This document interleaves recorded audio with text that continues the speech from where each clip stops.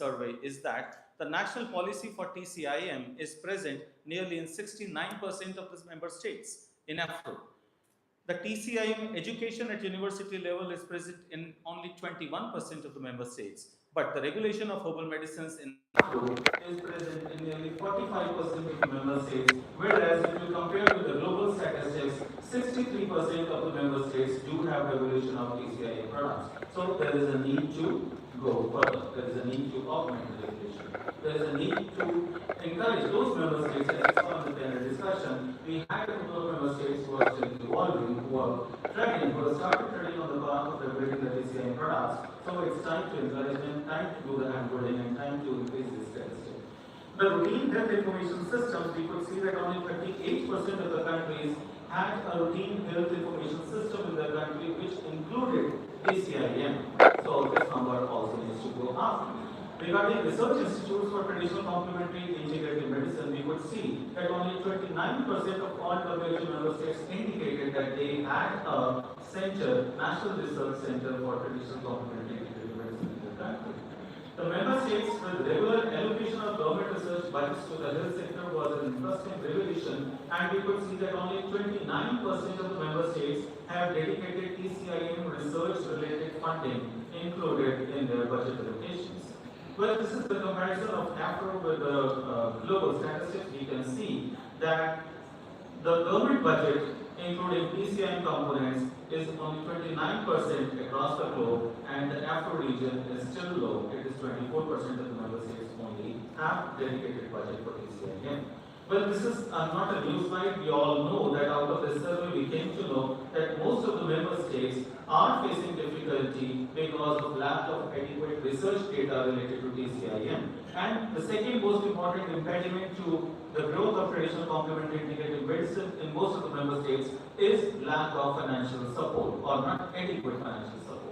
Well, again, not a new slide. We all know that the strategy was approved in 2025 in the 78th World Health Assembly, and it has 4 objectives. But we will focus this presentation only on the evidence base, that is strategic objective 1, which comes with 2 directions. Now we know that every objective has 2 directions. So direction 1.1 deals with high quality of TCIM research. So we wish to see a better quality of TCIM related research in the next decade. And how to achieve that better quality? Of course, it can be achieved only when we have appropriate research methods available. Not everything which is applicable from the biomedical products point of view is applicable sacrosanct to the traditional complementary and integrative medicine products. We need to customize the research policies, we need to customize the regulatory requirements, we need to customize the tailor-made the safety toxicity studies and the requirement of preclinical, in vitro, in vivo, in silico assays when we are dealing with TCIM products. So the new strategy is primarily aimed at strengthening the evidence base of TCIM. This is the first objective out of the 4, so you can understand that this is the most important priority for WHO. There is an initiative taken by WHO regarding strengthening the research. How can we strengthen the research? We need to have a repository of what all is happening around the globe. So this will not only help the researchers in identifying the potential areas for research, but also will guide them that what all has been done already, so that there is no duplication or replication of the researches and no wastage of funding, manpower and opportunities across the member states. So that is why with this purpose, to give one platform regarding all the possible knowledge related to TCIM, WHO has initiated this project called WHO Traditional Medicine Global Library. And as I mentioned yesterday, as on date, it is a comprehensive compilation of more than 1.6 million documents, and this is going to increase exponentially in the times to come, and we look forward to all the member states to contribute adequate research and other related publications to TCIM in this global library. There is a mechanism for that. You can always reach out to WHO Global Traditional Medicine Center to discuss how we can contribute to this. So why do we need a global research agenda? Every country has their own research agenda. So why does WHO need to focus on the global priorities for research in traditional medicine? Well, it is primarily because of these 4 reasons. The first and foremost is misalignment. What does misalignment mean? It means that the member states have committed to integrating the TCIM into their national health systems, universal health coverage for the achievement of UN Sustainable Development Goals. The country has committed that they will include the TCIM in their insurance and the primary health care, but the research outputs that are available, they remain disconnected from the policy, from the regulation, and from the investment decisions. So we are focused only on preclinical and clinical trials, but no research actually goes into the policy, into the strategy, into the financial investment. So what should be the prioritized areas for investment? Somebody needs to research on that also. So that was one of the most important reasons that we could see during our global consultations and regional consultations, that why we need to work on a global research agenda. The second most important disconnect that we see is the investment paradox. Means the current research funding is heavily skewed towards academics and biomedical priorities. So the TCIM research is hardly a priority in majority of the member states. What we see that apart from academic research, the research into fundamentals of traditional medicine, the research into the clinical and preclinical requirements of traditional medicine, the research into the integration aspects of traditional complementary integrative medicine is still a bit far away, and we need to augment our investment and our priorities, our thought process, our handholding, our political support to this agenda. The third shortcoming that we could find in our consultation is that the high burden conditions where TCIM is found to be more effective, well, unfortunately, those conditions are not the ones which are most heavily funded. For example, we know that the traditional medicines have a bigger hand and have the potential to contribute at least in improving the quality of life in the patients suffering from mental health disorders, even pain management, even aging and chronic disorders. So these are the areas where traditional medicine has been found to play a very important role, but the funding is not proportionate to as compared to the other disease conditions. The methodological mismatch is definitely, again, last but not the least important reason that why we have to take up this project.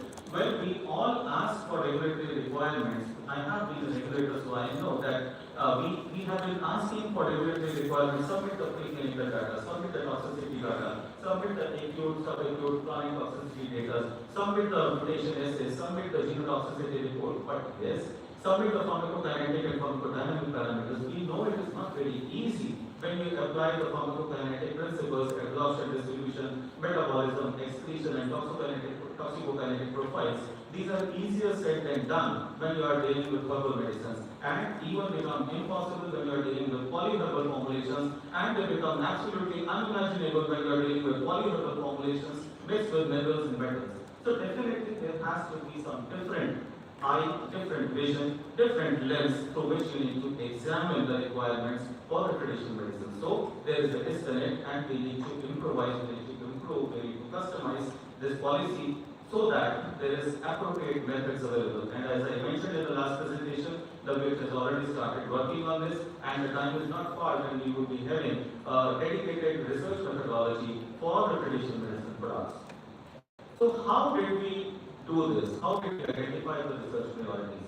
So there was a dedicated team in the WHO Global Traditional Medicine Center, and they did global consultations, they did regional consultations, they had several meetings with the headquarters, and with this mutual consensus only, some recommendations were made and some derivations were made. This report is being presented here for the first time. Probably it would be in public domain in a couple of months from now, and it would be accessible to all of you.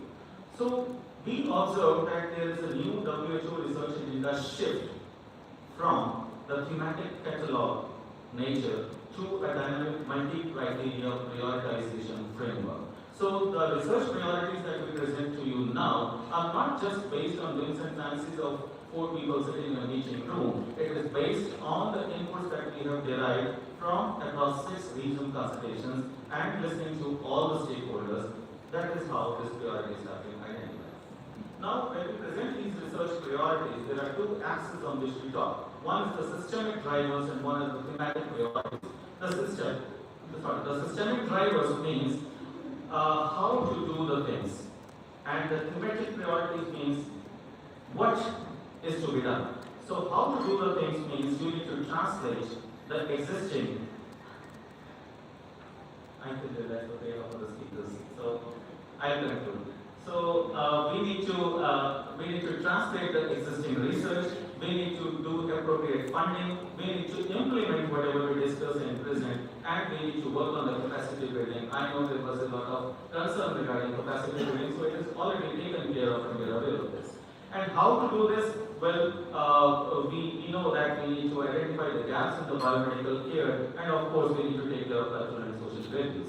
So, concluding fast, we have identified some global critical research topics which include the planetary health and One Health. We realize that treating a human being as one entity doesn't fetch enough results unless we take care of the environment. You might be healthy, but if your environment is not healthy, your health is not going to sustain for long. And the One Health concept, the planetary health concept, needs to be understood now. People are getting aware about this, but WHO has also taken this chance that through traditional medicine, we are going to work in this direction also. Antimicrobial resistance is again a bigger challenge. Everybody is struggling, and we look forward to remedies, we look forward to solutions from TM also. Healthy aging and non-communicable disease management is again the strength area of traditional systems of medicine. We need to work forward in this, and with the modern times, we need to augment our technical knowledge. So WHO has prioritized the digital health and artificial intelligence role in the traditional medicine. And you would be happy to know, you were talking about capacity building.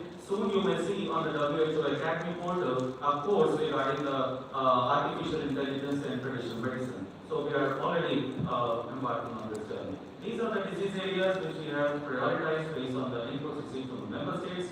Dividing the 6 regions, well, EMRO, Euro, Eastern Mediterranean, CO, and Euro regions have submitted their priorities. African countries have suggested the priorities primarily from the decolonization and intellectual property right protection. So we understand that this is a priority area. And of course, the biomedical directives and adopt a community-based indigenous-led research governance. This is again we understood that the British standards, as you mentioned, and all those things, the customized approach for traditional medicine needs to be adopted, and we need to work on infectious disease and maternal health. This is we understand from the African consultations. Sovereign agendas need to be addressed, dedicated funding has to be there, innovative taxation models has to be there so that there is sustainable funding generated. You need not depend on the funding from outside, but there should be models so that you can generate funding for the implementation of research in traditional medicine.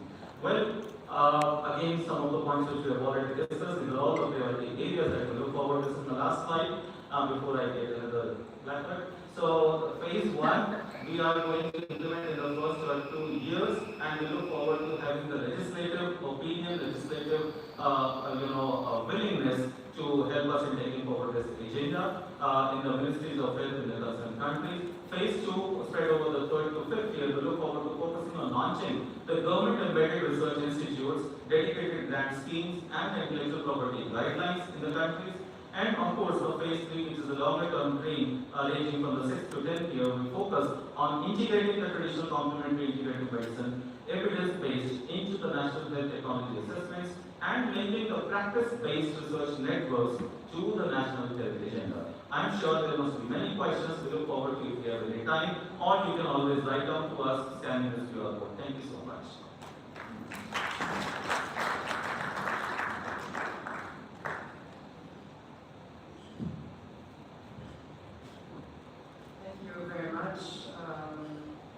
For this presentation, Dr. Kati, even though you're making my job harder now to keep everyone on time.